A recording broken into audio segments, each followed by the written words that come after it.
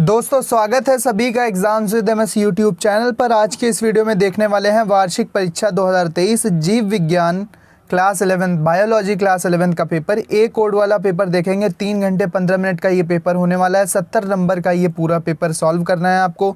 सभी प्रश्न अनिवार्य हैं। 15 मिनट प्रश्न पत्र पढ़ने के लिए दिए गए हैं। सभी प्रश्नों के निर्धारित अंक उनके सामने लिखे हुए हैं। दोस्तों आप ये वीडियो कहाँ से देख रहे हैं कमेंट बॉक्स में बताना मत भूलना। देखते हैं कहाँ कहाँ तक ये वीडियो पहुँच रहा है, कौन से शहर कौन से गांव से आप ये वीडियो देख रहे हैं, कमेंट बॉक्स में ज़रूर बताना। तो सबसे पहले आप बहुविकल्पीय प्रश्न देखेंगे कि इस प्रश्न पत्र में सब सही विकल्प चुनकर आपको अपने उत्तर पुस्तिका में लिखना होगा। पहला प्रश्न है कि हैबर्सियन नलिकाएँ, हैबर्सियन कैनाल भी इनको कहते हैं, हैबर्सियन नलिकाएं किसमें पाई जाती हैं? तो पहला वाला विकल्प सही है, सरल स्पंजों में, सरल स्पंजों में। नेक्स्ट है हमारे पास, निम्न में से आरंभी केंद्रक किसमें पाया जाते हैं? निम्न में से आरंभी केंद्रक यानी कि जो प्रिमिटिव न्यूक्लियस होता है वो किसमें पाया जाता है? साइटोनीमा में या परक्समिया में, अल्टरनेरिया में या रिक्शिया में? तो साइटोनीमा इसका पहला वाला विकल्प सही है। इस फिग्मोमैनोमीटर से क्या मापते हैं? इस फिग्मोमैनोमीटर से क्या मापते हैं? रक्त बहाव की दर, शरीर का ताप, रक्त दाब या फिर हृदय स्पंदन की दर। तो चलो इसको एलिमिनेट करके सीखते हैं। देखो हृदय स्पंदन की दर तो ऑक्सीमीटर से निकालते हैं, ठीक है, पल्स ऑक्सीमीटर से पता चल जाती है। शरीर का ताप थर्मोमीटर से निकालते हैं। रक्त दाब ब्लड प्रेशर मशीन से निकालते हैं। तो क्या रक्त के बहाव की दर निकालते हैं?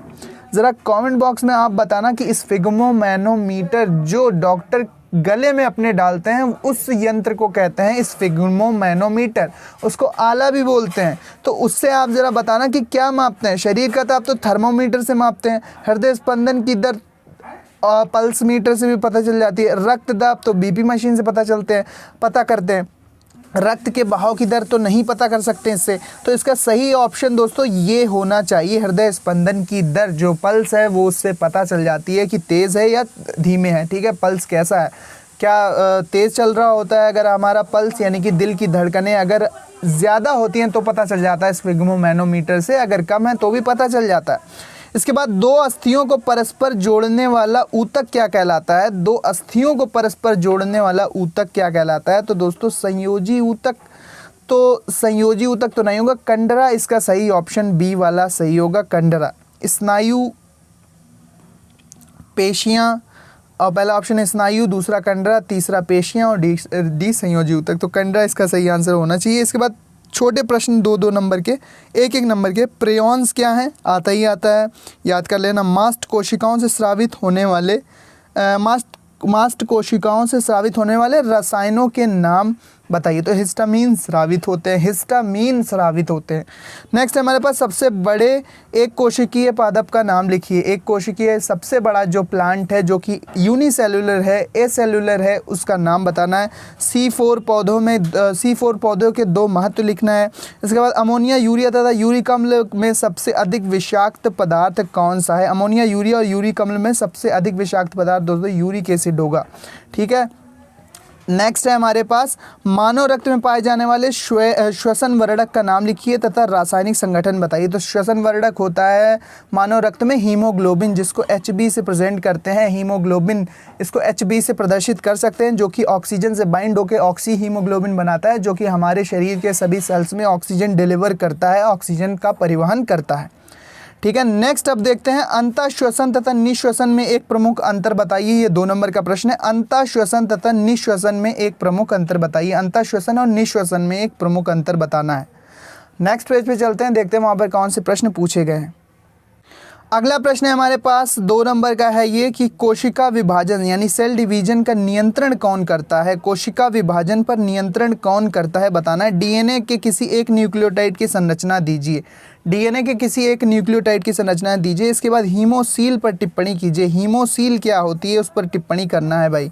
इसके बाद वायरॉइड्स पर संक्षिप्त टिप्पणी कीजिए। वायरॉइड्स क्या होते हैं इन पर आपको संक्षिप्त टिप्पणी करनी है। इसके बाद असीमाक्षी और ससीमाक्षी पुष्पक्रम जो फ्लोरेसेंस होते हैं, पुष्पक्रम होते हैं, वो असीमाक्षी और ससीमाक्षी पर आपको टिप्पणी करना है, शॉर्ट नोट लिखना है। इसके बाद न्यूक्लियोसोम पर टिप्पणी लिखो। C4 तथा C3 तथा C4 पथ में अंतर बताइए। श्वसन में माइटोकॉन्ड्रिया की भूमिका का वर्णन कीजिए। श्वसन में माइटोकॉन्ड्रिया की भूमिका का वर्णन। इसके बाद प्रमस्तिष्क और अनुमस्तिष्क में अंतर लिखिए। प्रमस्तिष्क, मध्य मस्तिष्क और अनुमस्तिष्क 3 भाग होते हैं, फोर ब्रेन, मिड ब्रेन और हिंड ब्रेन। तो आपको प्रमस्तिष्क और अनुमस्तिष्क में अंतर बताना है। इसके बाद प्लाज्मा प्रोटीन का क्या महत्व है। प्लाज्मा प्रोटीन जो हमारे ब्लड में पाई जाती है उनका क्या रोल होता है, ये आपको बताना है। हार्मोन तथा एंजाइम में अंतर लिखना है, बहुत सिंपल है, आता है। हार्मोन तथा एंजाइम में अंतर याद कर लेना। इसके बाद ऑक्सी श्वसन तथा अनऑक्सी श्वसन में अंतर लिखिए। ऑक्सी श्वसन और अनऑक्सी श्वसन में अंतर लिखना है। इसके बाद जंतु कोशिका और पादप कोशिका में अंतर लिखना है। भैया ये तो पता ही होगा, ठीक है, सेल वाले चैप्टर में मिलेगा आपको। इसके बाद एंजाइम के महत्वपूर्ण गुणों का वर्णन करो। एंजाइम के महत्वपूर्ण गुणों का वर्णन करना है। 3 नंबर में लसिका की संरचना तथा कार्य लिखिए। लसिका की संरचना तथा कार्य लिखना है। इसके बाद साइकस के जीवन चक्र का रेखा चित्र की सहायता से वर्णन कीजिए। पीढ़ी एकांतरण को भी समझाइए, अल्टरनेशन ऑफ जनरेशन भी समझाना है। साइकस के जीवन चक्र का रेखा चित्र बनाना यानी कि सचित्र वर्णन आपको करना। भाई साइकस का लाइफ साइकिल नहीं आता तो अथवा में एक आपको ऑप्शन मिल जाता है कि सोलेनेसी कुल, जिसमें आलू आता है, ठीक है, जिसमें मिर्च होती है, इसके अलावा जिसमें मकोए होते हैं, सोलेनम निग्रम, वो वाली फैमिली। सोलेनेसी कुल के एक एक पुष्प को उदाहरण के रूप में दीजिए या लीजिए तथा उसका अर्ध तकनीकी विवरण प्रस्तुत कीजिए कि इसमें एंड्रोशियम कैसा है, गायनीशियम कैसा है, पेटल्स कैसे हैं, सेपल्स कैसे हैं, ये सारी चीज़ें बताना है। चक्र कैसा है, दल कैसे हैं, बाह्य दल कैसे हैं, पुमंग कैसे हैं, जायांग कैसे हैं। इनके जो पुष्पक्रम में पुष्प सूत्र लिखते हैं वो लिखने को कहा गया है। अध्ययन के पश्चात उनके पुष्पीय चित्र भी बनाइए। अगला प्रश्न है हमारे पास, गुणसूत्र की आकृति तथा इसके कार्यों का उल्लेख भी कीजिए। गुणसूत्र की आकृति और इनके कार्यों का उल्लेख आपको करना है। 4 केंद्रक की स्थिति के आधार पर 4 प्रकार के गुणसूत्र बताए गए हैं। एक तो होता है टीलोसेंट्रिक, एक मीसोसेंट्रिक, एक सेंट्रिक, एक मिडल में होता है, और एक टीलोसेंट्रिक, एक एसेंट्रिक, एक मीसोसेंट्रिक, और इसी तरह से एक टाइप होता है, उसको देख लेना। 4 प्रकार की आकृतियां बताई गई हैं। अथवा में हीमोग्लोबिन क्या है, ये कहाँ पाया जाता है, ऑक्सीजन का परिवहन किस प्रकार होता है। हीमोग्लोबिन एक श्वसन वर्धक है जो कि हमारे रक्त में पाया जाता है, जो कि HbC जिसको हम प्रदर्शित करते हैं। इसमें पोरफायरिन रिंग होता है और सेंटर में हमारा जो Fe धातु वाला जो Fe2 पॉजिटिव आयन होता है, ये होता है आयरन का जो आयन होता है, वो होता है जो कि ऑक्सीजन कैरियर एक वर्णक होता है हीमोग्लोबिन, जो कि हमारे पूरे शरीर में ऑक्सीजन के परिवहन के लिए उत्तरदायी होता है, जिम्मेवार होता है। ठीक है, तो ये रक्त में पाया जाता है। ऑक्सीजन का परिवहन किस प्रकार होता है। ऑक्सीजन का परिवहन होता है कि जो हीमोग्लोबिन होता है वो 4 ऑक्सीजन के मॉलिक्यूल से आपस में जुड़ के ऑक्सी हीमोग्लोबिन बनाता है। ऑक्सी हीमोग्लोबिन बनाता है जो जहाँ पर आवश्यकता होती है वहाँ पर फिर से हीमोग्लोबिन ऑक्सीजन में टूट जाता है और ऑक्सीजन वहाँ के टिश्यूज़ में मिल जाती है, वहाँ पर पहुँच जाती है, अवेलेबल हो जाती है।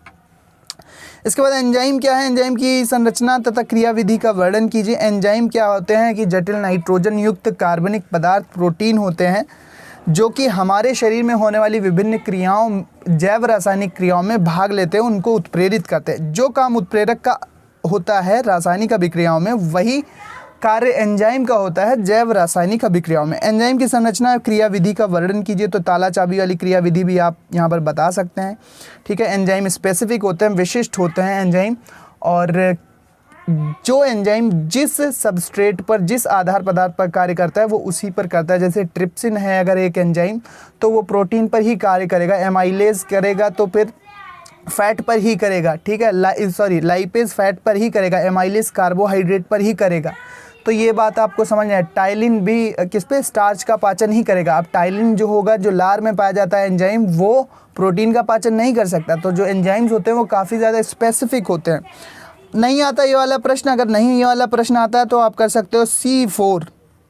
क्या कर सकते हो, C4 चक्र का वर्णन कीजिए। C4 पौधों की विशेषताएं, C4 पौधों का महत्व बताइए। ठीक है, तो ये C4 और C3 पौधों पर प्रश्न पूछा गया है। इसको पूरा देख लो, सिंपल सा पेपर है, अच्छा पेपर है, थोड़ा मॉडरेट लेवल का पेपर है।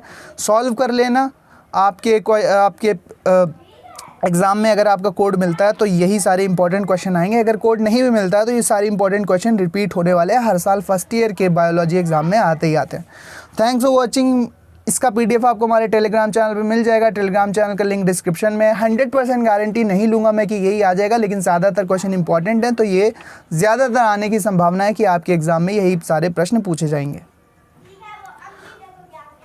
तो उम्मीद करते हैं वीडियो आपको पसंद आई होगी। Thanks for watching and listening में। ये थे सारे हमारे बहुविकल्पी प्रश्न, जिनका मैंने उत्तर आपसे पूछा था, उसका उत्तर ज़रूर बताना दोस्तों। इस क्वेश्चन का ज़रूर उत्तर बताना कि दो अस्थियों को परस्पर जोड़ने वाला ऊतक क्या कहलाता है, ठीक है। तो स्नायु कहलाता है, या कंडरा, या पेशियाँ, या संयोजी ऊतक।